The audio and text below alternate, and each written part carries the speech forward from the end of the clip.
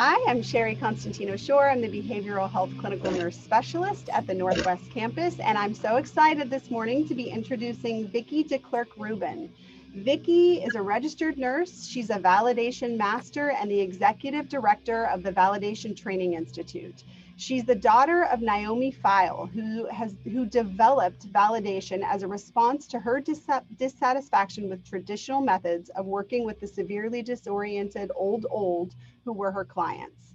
Vicki has been practicing validation since 1990. She's worked in geriatric care facilities all over the world. She's currently living in The Hague, and she's joining us today from the Netherlands, which is 5 p.m. her time. So we really appreciate you being here with us, Vicki. I want to tell you all that I've been working with Vicki for a couple of months to help prepare, and I have never in all of my 27 years of nursing worked with somebody who is so prepared, so passionate, so engaged in this type of content. So Vicki, thanks for being here with us. Please, Wow. yeah, Wow. share your knowledge. What is an awesome introduction. Thank you. And I'm very grateful to be able to talk to you today because A, I love validation, and B, I love sharing it with people who might find it useful. I don't need to say anything more about myself. I think you've covered it all. So let me talk a little bit about my mom, Naomi Feil. And if you could pull up, please, PowerPoint 2, that would be fantastic. Yeah, Leslie, did you want to say something? No? Okay. My mom was born in Munich, Germany. And as a 4-year-old, she went with her mother and her sister. They escaped basically Nazi Germany and came to the United States. Perfect. That's my mom on the left. Her dad, my grandfather, got a job as the director, that's what they were called back then, of the Montefiore Home for the Aged, which was a Jewish nursing home. That was the term used back then. And the family moved in, and they had 5 rooms in this nursing home. And across the hall were the old people. So she grew up with them. They were her friends. That's what she says. And I think this incredibly unique youth gave her unique insight into the world of aging and particularly disoriented older people. When she was a little bit older, and she had 2 daughters, me, I'm the oldest, and my sister. She moved back to Cleveland, Ohio, and began working as a social worker in the same home where she grew up. And that is where she started experimenting. She had studied in the 50s and had learned Freud and Jung and Erickson and all the great theorists and the psychology theories of that time. And so she walked into her work with that as a base and then began to be creative. And she is an amazingly creative person. She would try different things, and if they worked, no, we're still at we're still there. If the technique that she tried, for instance, something from neuro-linguistic programming, if that worked for her in the practical work with the older people, it stayed in the method. And slowly but surely, she collected a series of techniques that work with both verbal, we call them clients, you can call them residents, you can call them patients, whatever word fits for you. If it worked, it stayed in the method. If it didn't work, it went down. And so it's a method that was built on practice. And all the theory came really later. So now, many years later, Validation Training Institute was started in 1982. It's what, 40 years later? There are now 24 training centers. We call them authorized validation organizations, and they're in 13 countries around the world. And we have over 440 certified validation teachers in the world.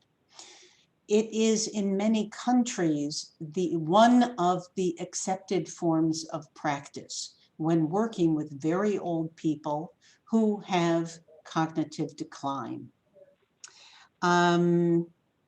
Next slide, please. Before I go to that, if you can go back to the group, please, out of the share. Thank you. I want to tell you what my goals are for this talk. I don't have a lot of time, so I have two small goals. One is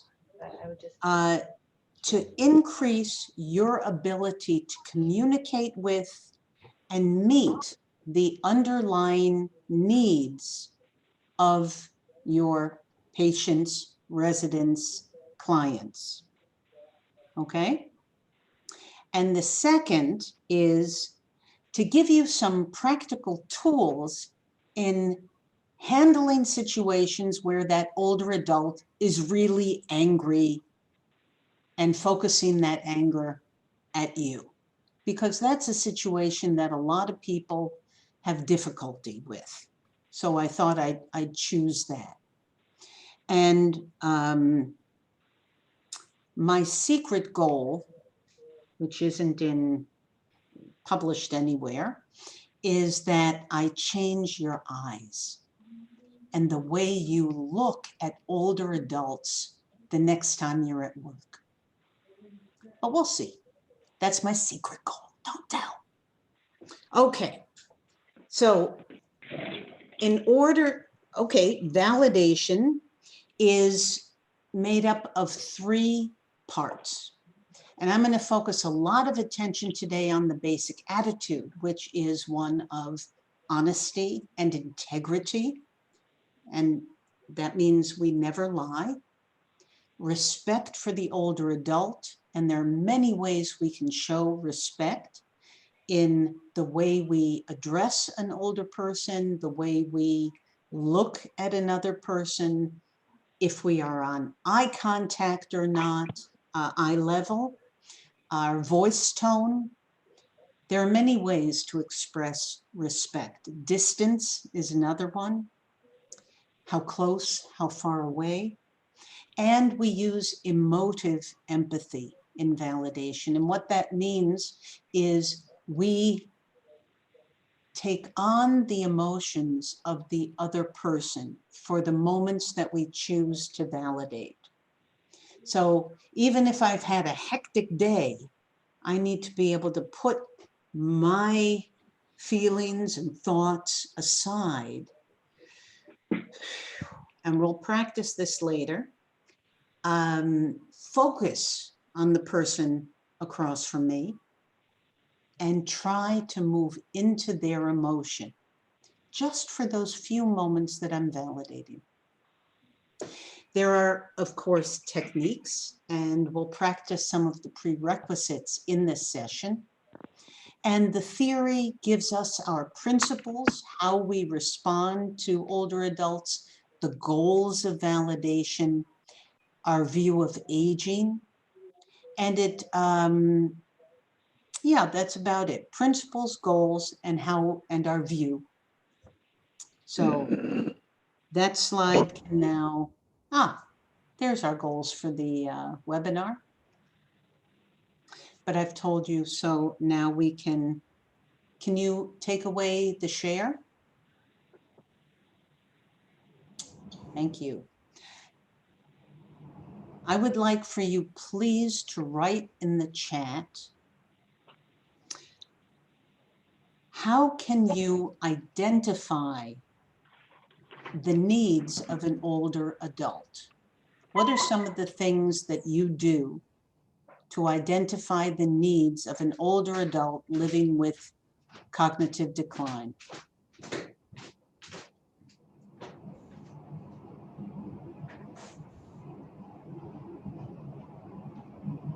Ask, yes. And observe, yes. Build a rapport. Oh, that's nice. Look at the body language. Ask, yes. Right? Awesome. Yeah, the first thing on my list is verbally ask them what's going on. I see you're looking for something. I see you're upset about something. I see. So that observation is crucial. And in order to make that observation, you need to take a breath, right? If you walk in with, okay, I need to get Mrs. de Klerk up and out of bed and washed and ready for breakfast, that's your task, perhaps. But if Mrs. de Klerk is sitting there sort of like this, and you walk in only with your task, you're going to miss the opportunity to connect and find out what's going on.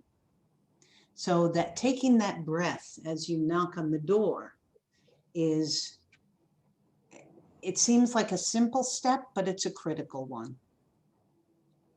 Non-verbally, you need to center. And that's what we call taking that breath, right? Clearing things away. Observing, tapping into your knowledge of that person. If you work in a care community, you know the people. You know their history, you know their likes, you know their dislikes, you know if they're cranky in the mornings. That's all gold information because it gives you something to work from. The basic human needs that we all share, have that always in the back of your head. The need to be useful, the need to be loved, the need to share emotion. Older people feel these things just like we do.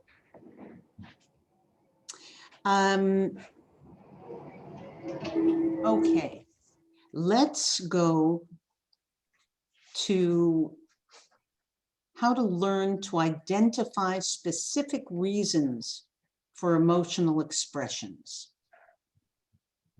And this is a short YouTube video that Sherry is going to show. Awesome. Let me know if you have any sound issues. Good morning, Mrs. Jacobs. How are you doing? Not a good morning at all.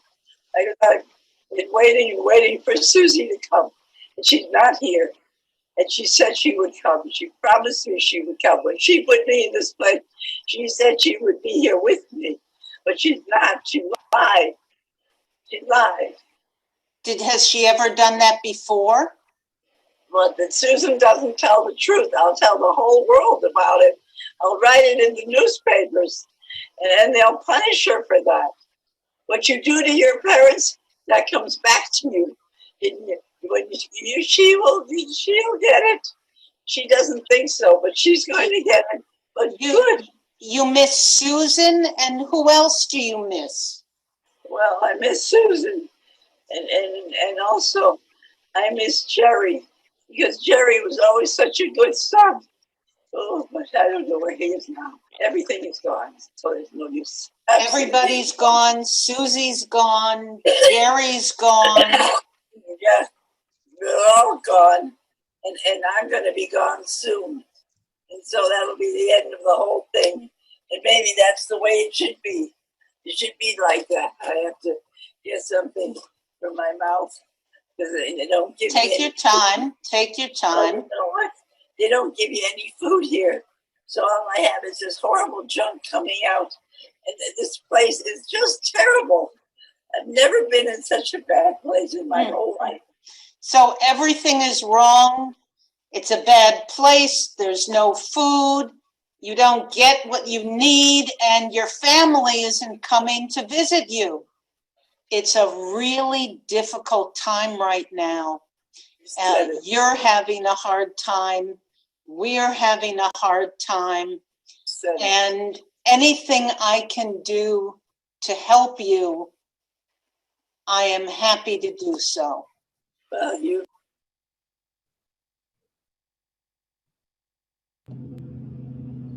I think you're on mute, Vicki. So, based on what you saw, I want to ask you, what emotion is this woman expressing? What did you hear?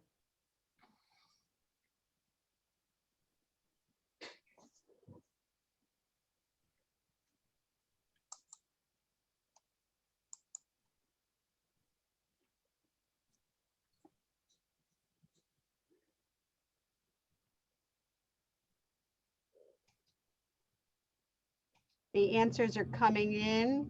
We've got about 75% of people voted. I'll share those in just a moment. A lot of different things. Yeah. I'm reading your comments in the chat as well. Yeah. At the end, I think there was a little bit of relief, which could be a vibration of happiness. But in the beginning, she was very angry. And it mixed with sadness as well. You guys are very good observers. Now I want to ask you, what do you think is the reason behind her behavior?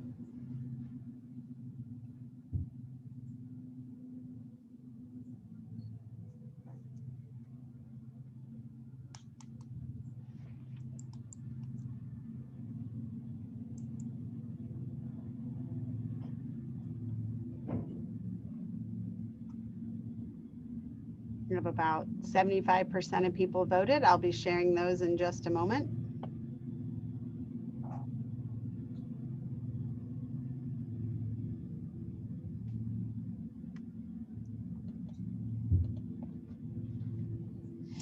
Yeah.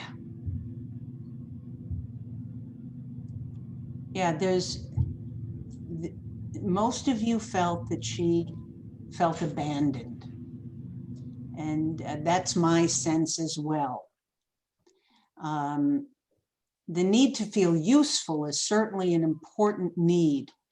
I wasn't sure I picked up on that, but you could certainly explore that as well. I'm not sure that she needed attention, but she might feel lonely. And so anybody that comes along and talks to her, she's hungry for that contact. That might be. Okay, do you find that an interesting exercise? Can you give me a reaction? Thumbs up, thumbs down? You're okay with this? Awesome. Oh, fantastic. Okay, so I got another one. Let's roll the second one.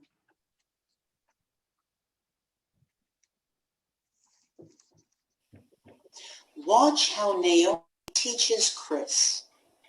Recognize how her anger is diffused and their relationship gets better.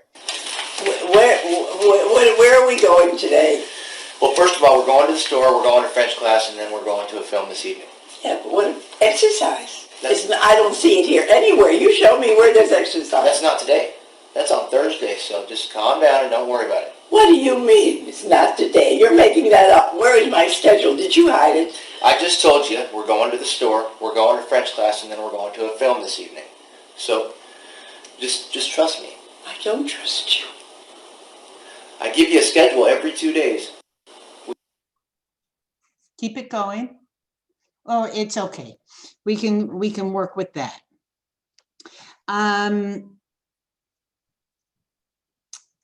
Let's throw up the first poll.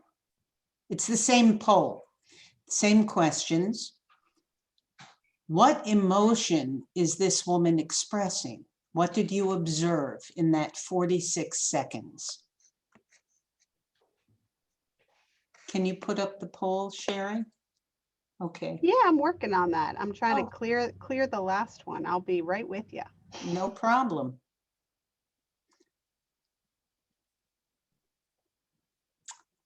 Awesome.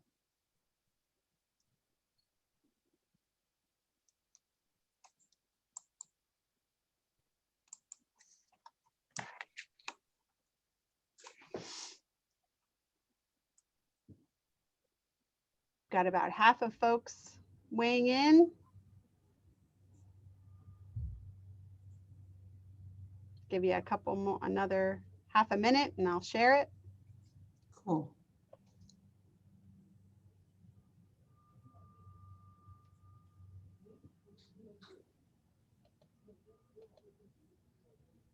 All right, most of you anger. Interesting. Fear, huh?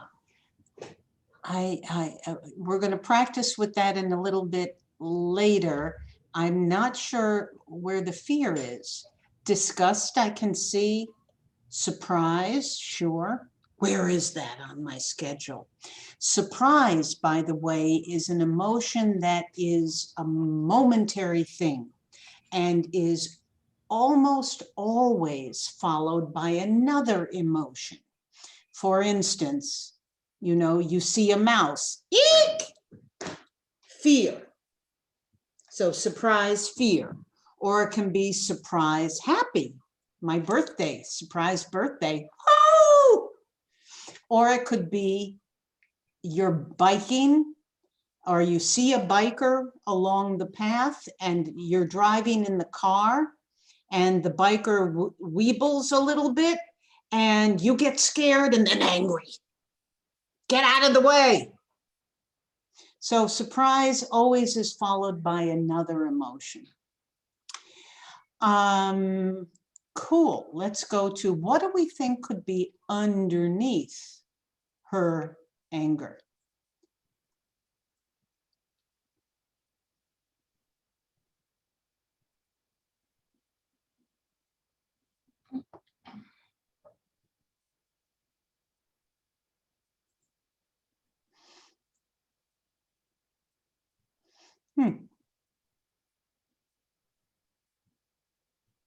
We have about half in. Are you guys able to see them as they're building? No. No. Okay. Yeah, that's what I thought. All right. So we'll wait just another minute till we get about a couple more.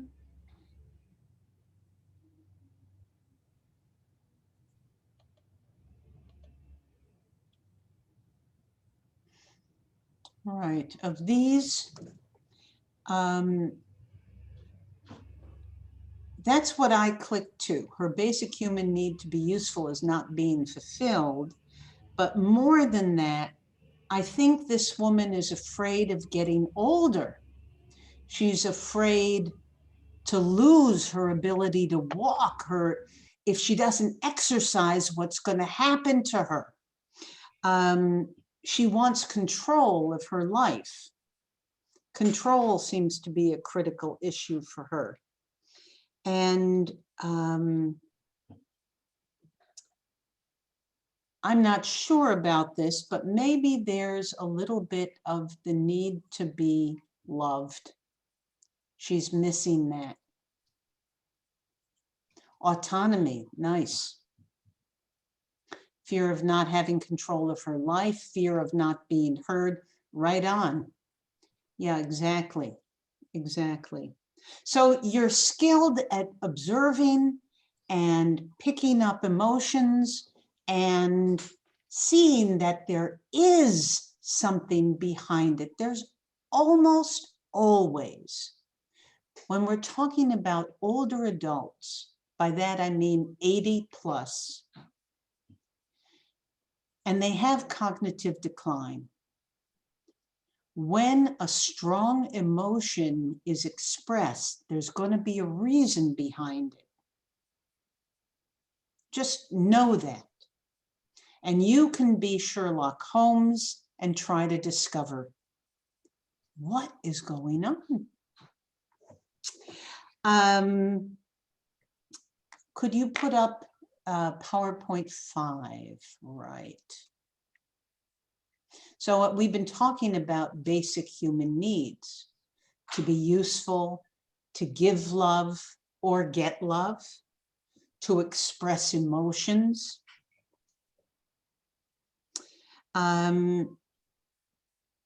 Naomi started with just 3, and then over the years, we've expanded them.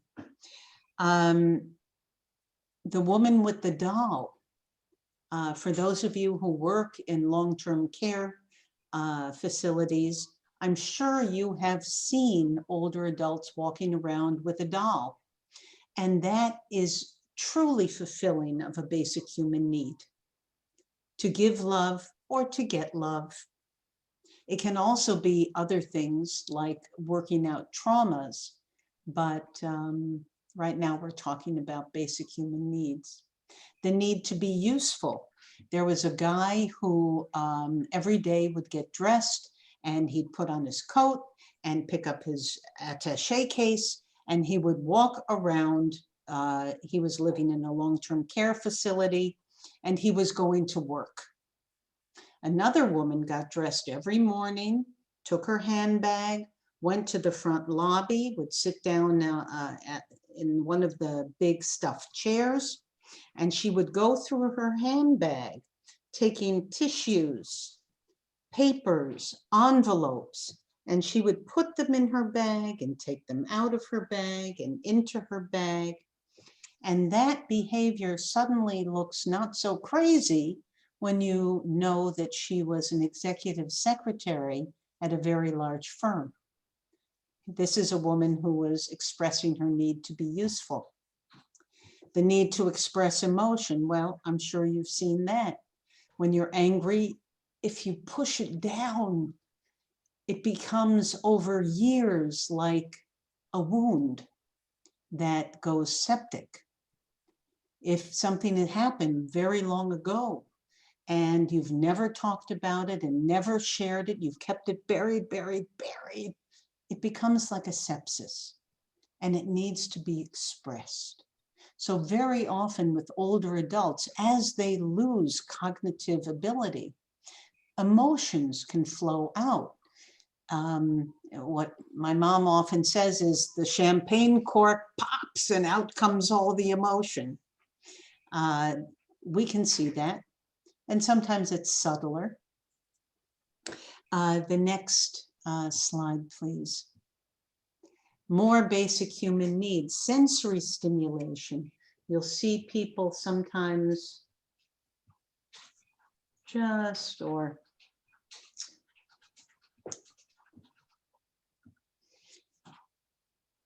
it also has to do with using symbols. The hand can be a symbol for a baby or can simply be sensory stimulation. The need to make sense of reality. When this world doesn't make sense, I can go into an inner world, a personal reality. I can turn the lobby of a nursing home into my office. I can see my mother if I need the comfort of my mother. Feeling safe and secure is a basic human need. And recognition. Recognition is a need that some people have a lot of, while others have smaller amounts, but everybody wants to be seen and recognized and acknowledged.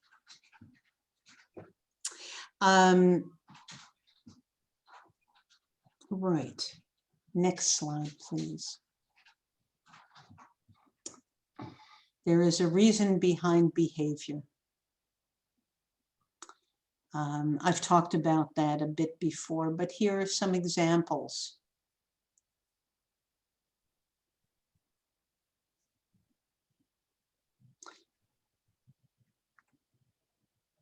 And I think we can come back to the full screen of everybody.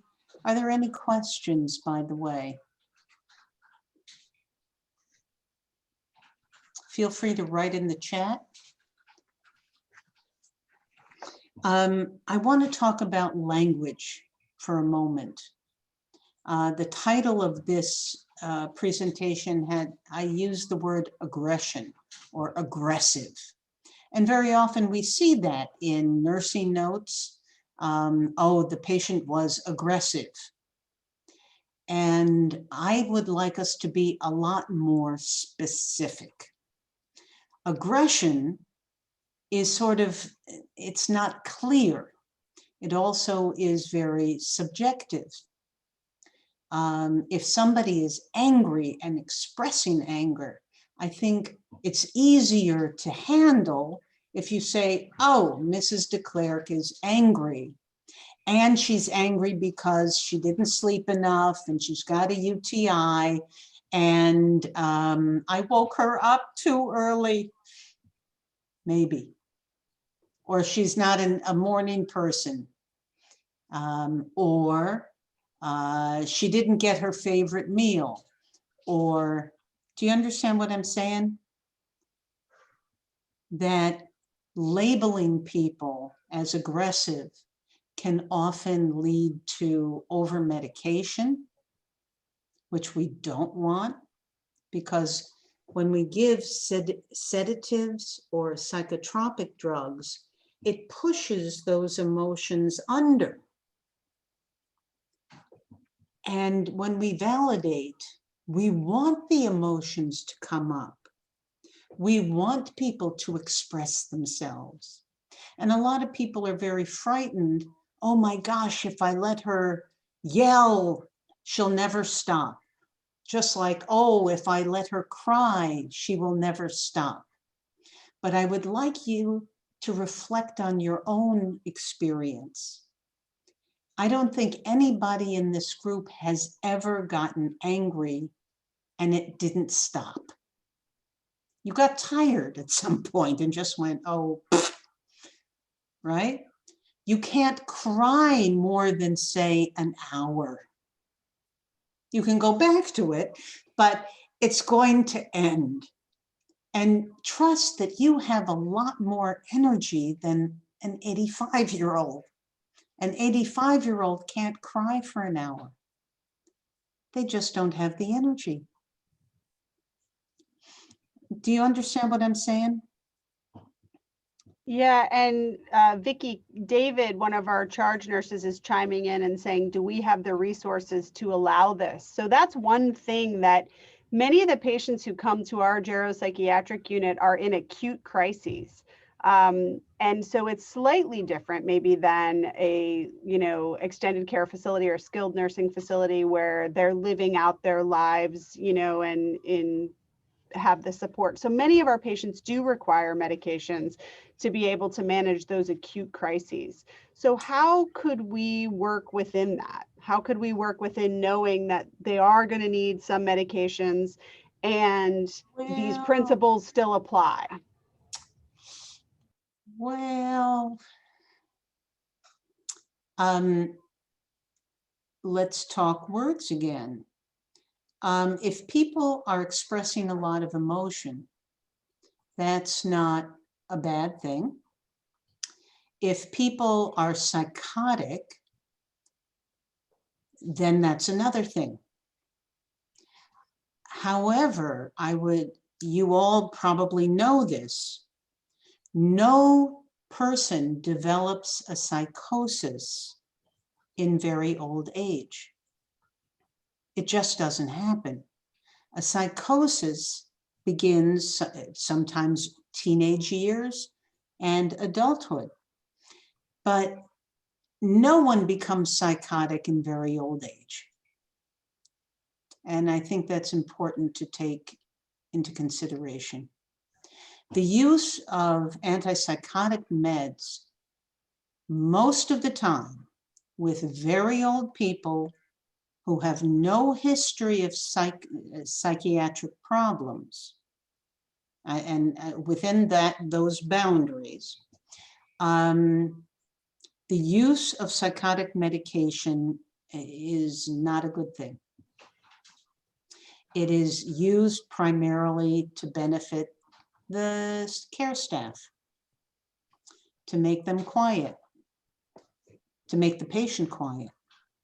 I know you may not disagree with me. I'm telling you about validation theory.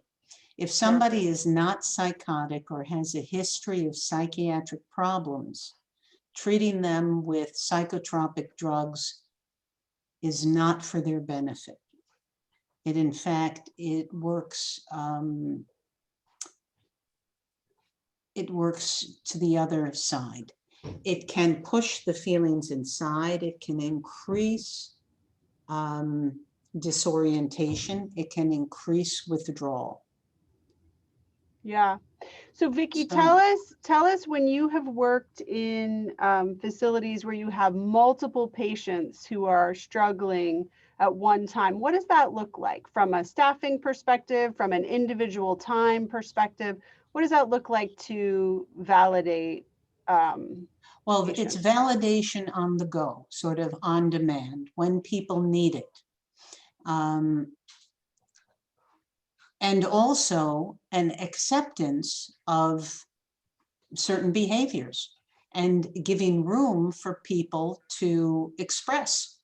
So if a lady's crying, you might come along and put a hand on the shoulder and say, are you okay? I'll come back later and talk, and then carry on with your work.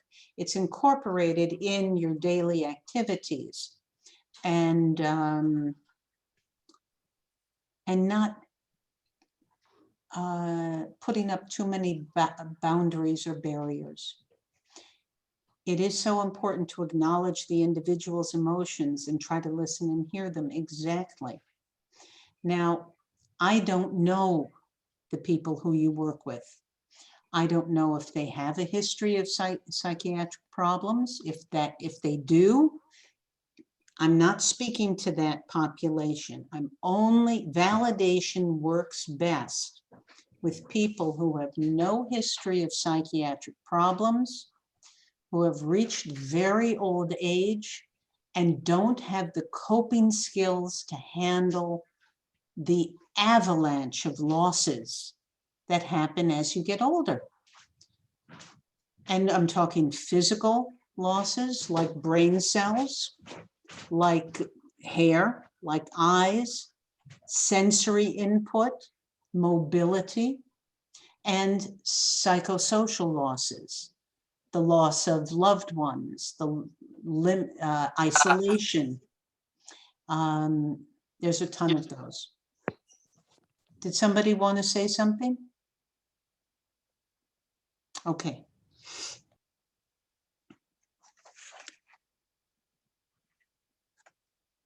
Did I answer the question? I'm very grateful for the question, because you have to take from this what works for you. My job is just to make it clear what validation is and perhaps give you a few tools.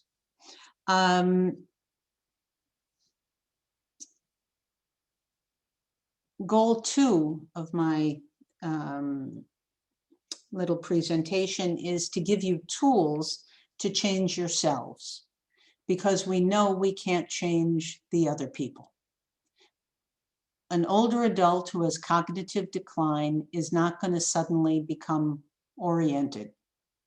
Somebody who is always sad is not going to suddenly become happy.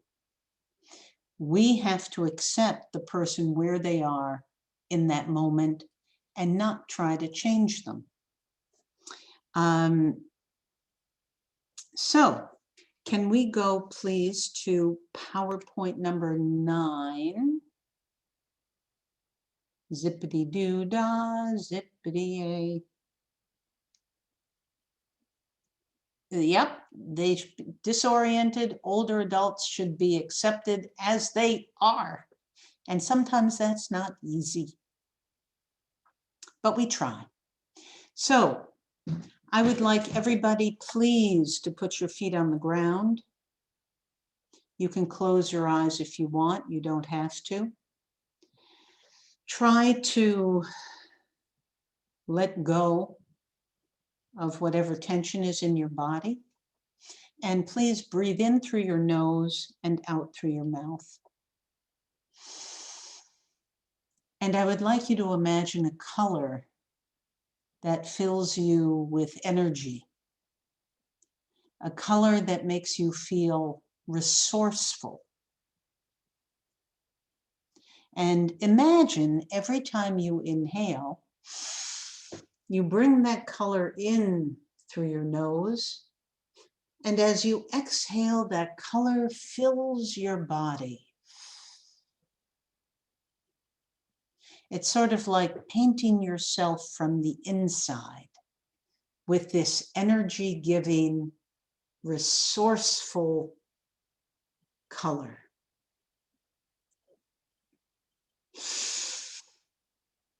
And send that color down through your torso. And with the next breath, send it down through your legs and into your toes.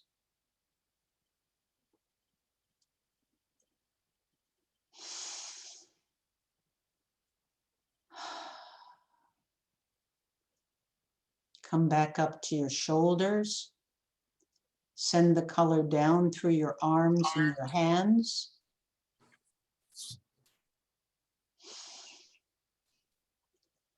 And with one more big breath, fill your head with color.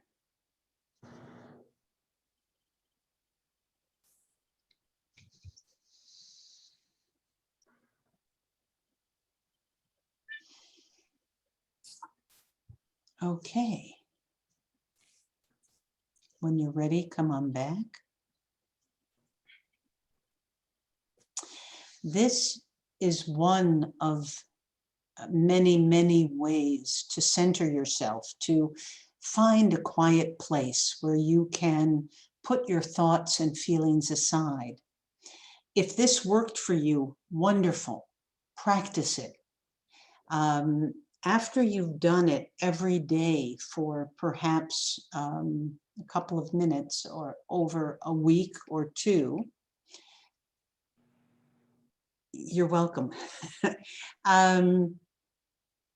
It will get anchored into you.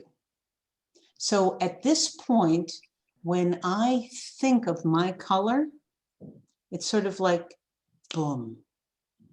And I've got a lot of different exercises that I use depending on my mood. And I think if everybody here found one or two ways to quickly center yourself, not to shut yourself down, but to just put your thoughts and feelings in a little locker, little box. They go there. I turn the key. I keep the key because I want to go back to my own feelings later on. They're mine. But for the moment, they're not going to help me connect with another human being. By the way, this is extremely useful in all areas of your life, not just your work. It works with children, husbands, colleagues, bosses. Anytime you need to feel centered, find one that works for you. For those of you who meditate or do yoga, you already know how to do this.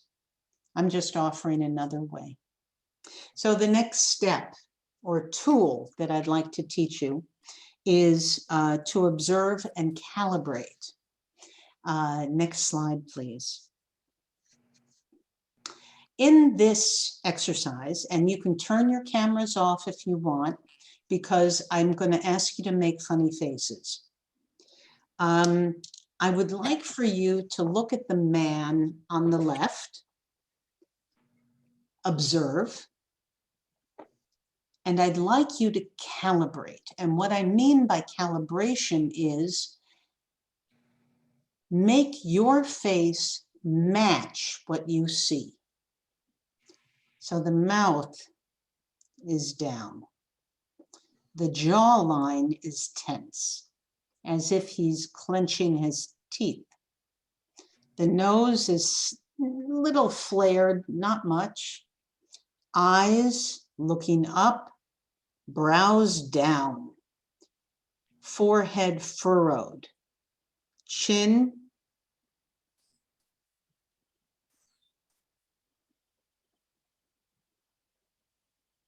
and if it was a real human being, I would ask you to also calibrate his breathing. Is it a high up in the chest or is it down in the belly? Is it fast? Is it slow? But just by doing this exercise, this calibration, I've already moved into his emotion. That's why this is useful. It is a step towards empathy. Let's look at the lady in the middle. Mouth is also down, but the chin is soft. The cheeks are soft. The nose is not flared. The brows are down, eyes looking down, head tilted slightly.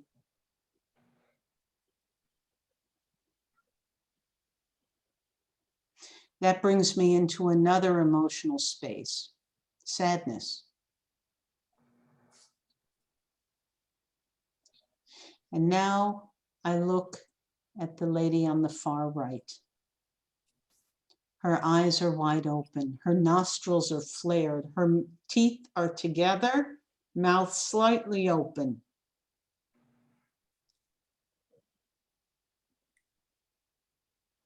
By calibrating, I move into their emotional space. Now, I know for a lot of people who are doing psychology, psychiatry, you are trained to have some emotional distance from your client or patient. When you choose to validate, you need to let that go because it's not going to help you connect to very old people who have a form of dementia. That distance will be felt. So when you choose to validate, you want to move into empathy with them. Okay, let's go to the next. Do you want more calibration or have we had enough calibration? It's up to you. I'm looking at the time. Let's move on. It's something you can practice every day. Okay, voice tone. That is something we are often not so aware of, what our voice tone sounds like. In this slide, it has more to do with congruence. And as you all know, nonverbal aspects of communication can often be more important or are more important than the actual words that you say. So it's important for us to be congruent. It's also important for you to watch your voice tone. So in this exercise, we can get rid of the slide. I'm going to say the same sentence 3 different ways. And after each time, Sherry's going to put up a poll and ask you, how did you feel? What seems to be the problem here?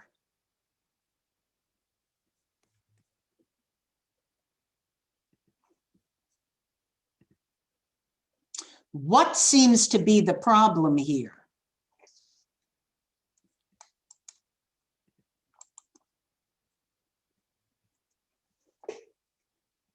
So how did that make you feel?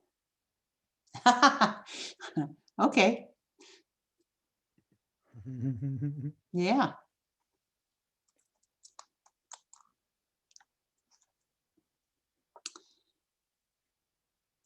What seems to be the problem here?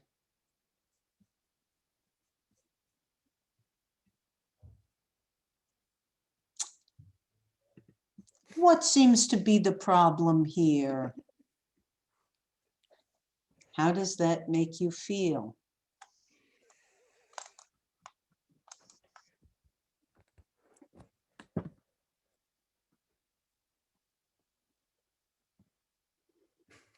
Oh, interesting.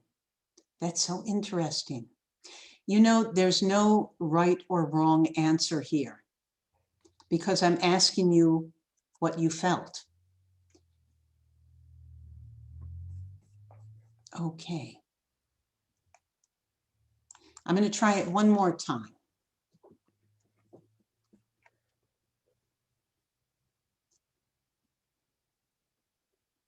What seems to be the problem here?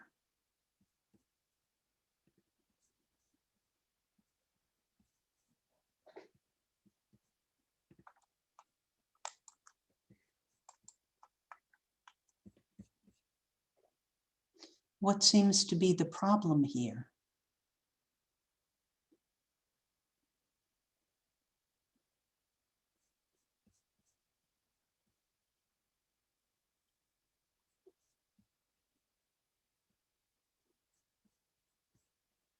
Okay. I was trying to go for empathy in the last one, to empathize with the person across from me. Of course, that's in my imagination. In the first one, I was demanding. In the second one, I was condescending. And in the third one, I was going for an adult to adult voice tone with some empathy. And that's what we try to use in validation. But it's interesting how a voice tone can create emotion in another human being.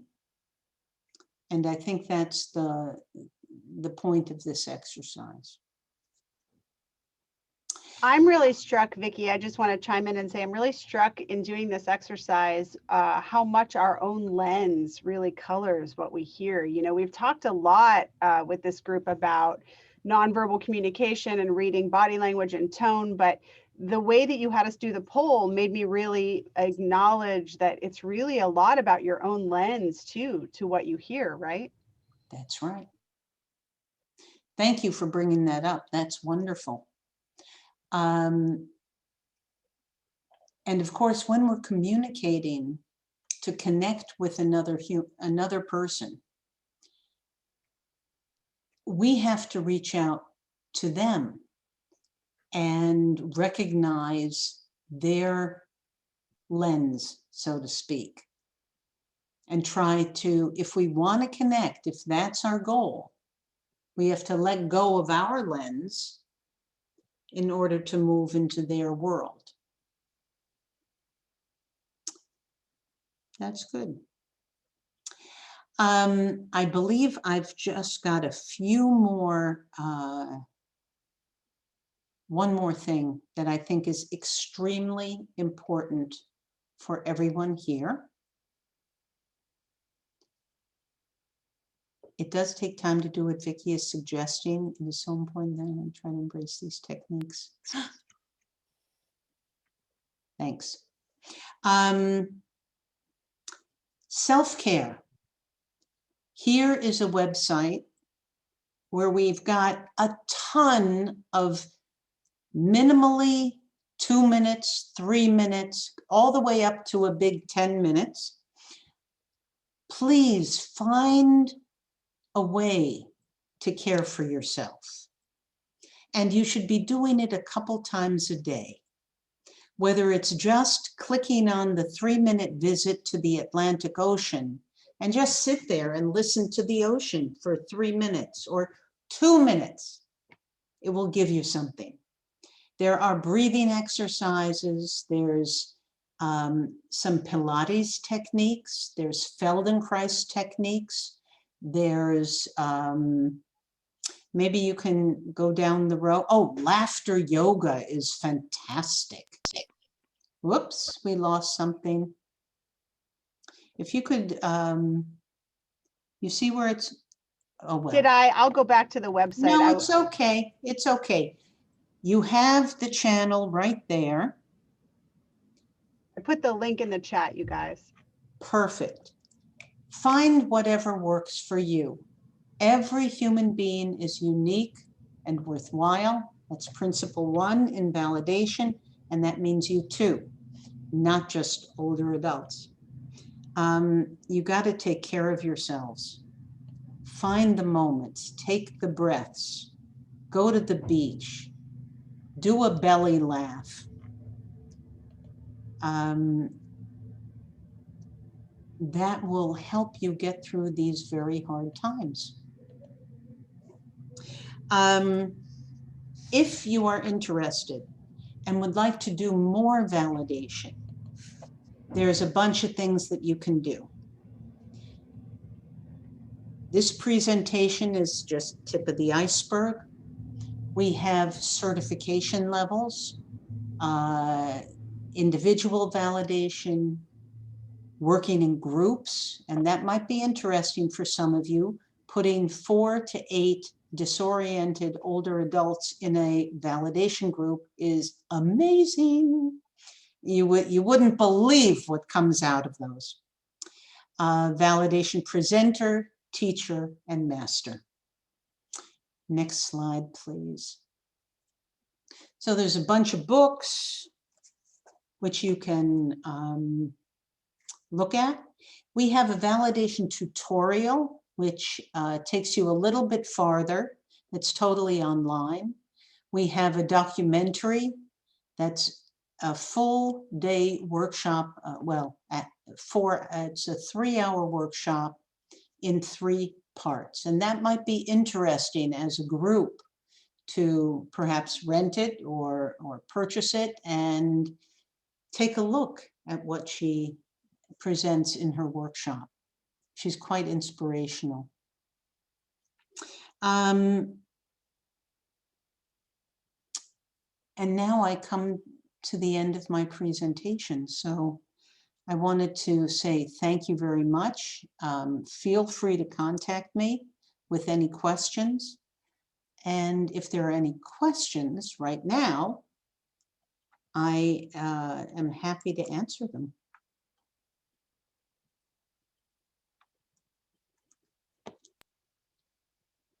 Vicki, thank you so much. I did put those links to the other things that were on your slide in the chat too. And if anybody wants Vicki's contact information and you didn't get it that quickly, send me an email and I will be more than happy to share that. I think, I've been inspired by your work and the work of your mother for many years. It's incredible what you guys have done sharing this. I think you told me your mother presented 3,000 times, right? Well, 2,000, but 2,000, yeah, still. I mean, absolutely amazing. in the early days, she would go on the road with 16mm film canisters and a box of books that she would sell, the first edition of her book.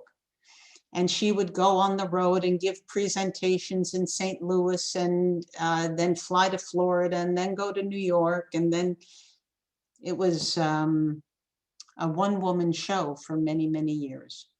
But now it's funny because it's embedded in all nursing training in France, Germany, and Austria.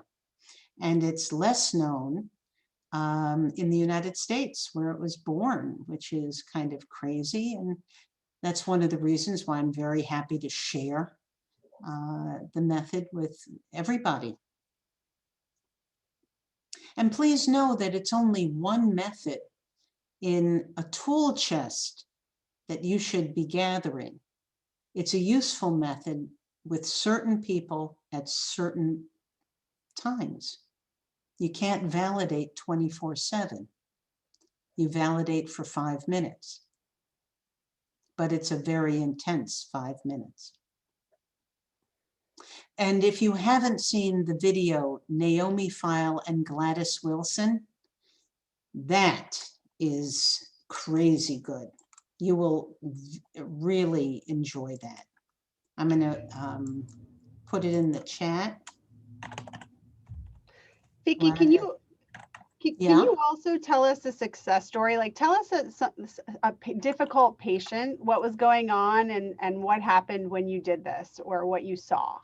Oh, absolutely. From my personal experience working in a long-term care facility in Amsterdam, there was Mrs. Simon, was a very tiny lady. We had 25 rooms and 25 rooms, 2 wings with the central dining area, nursing station. And when I came on the unit, first thing in the morning, Mrs. Simon was standing there waving her cane in the air, yelling, "Let me in!" So I said, "Whoops," and I took a breath. And I looked.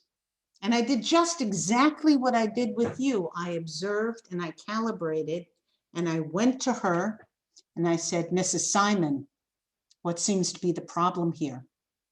And she said, "They've locked me out of my room." And I said, "They locked you out of your room? How dare they?" I said, "May I help you?" And I offered her my arm. And she said, "Yes." And she grabbed my arm. And the 2 of us stomped through the halls. The reality, our reality, is she was in the wrong wing. Her room was there, not there. But I'm not going to confront her with reality, because I would have gotten hit with the cane at best. But we stomped over. And I didn't say, all I said was, "Please." And I gestured towards her door. And she opened the door, and her face softened like in about a millisecond. And she just went, "Thank you." I said, "You're welcome." She went into her room and I went to sign in. And that was a done deal. And what can crescendo into a huge fight basically took less than 2 minutes of my time. Her anger was reduced. Her need was fulfilled. And I consider that a really good success. So